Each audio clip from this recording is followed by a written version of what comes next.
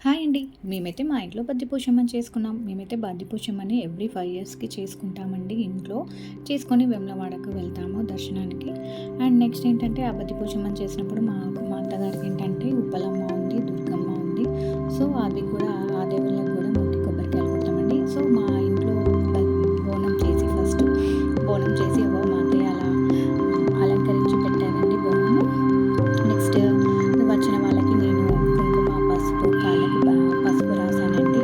కుంకుమ బొట్టిచ్చేసి తర్వాత మా అత్తయ్య నాకు పెట్టింది. మా అత్తయ్యకి పెట్టాను నేను. మా అత్తయ్య నాకు పెట్టింది. నెక్స్ట్ మా పెద్ద అత్తయ్యకి ఇంకా వచ్చిన వాళ్ళందరికీ నేను పసుపు కుంకుమ ఇచ్చి వాళ్ళకి పుస్తలకి పసుపు కుంకుమ ఇచ్చి కాళ్ళకి పసుపు రాసాను. మన ట్రెడిషన్ అదే కదండి. ఎవరు వచ్చిన ముత్తైదువకి పసుపు కుంకుమ ఇచ్చి కాళ్ళకి పసుపు రాయడం. సో ఆ ప్రాసెస్ అయిపోయాక ఇంకా బద్దిపోషమ్మ ప్రాసెస్ స్టార్ట్ చేశారండి.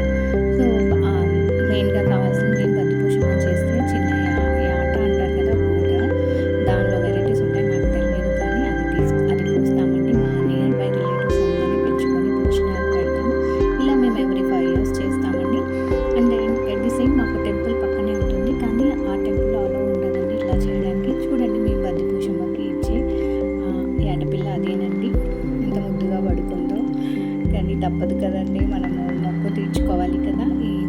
మా అమ్మమ్మ వాళ్ళ సైడ్ అయితే ఇలా లేదు. నాకైతే మ్యారేజ్ అయినాక ఇలా ఇవి అలవాటైపోయాయి. నెక్స్ట్ ఇంకా మా తోటికోడలు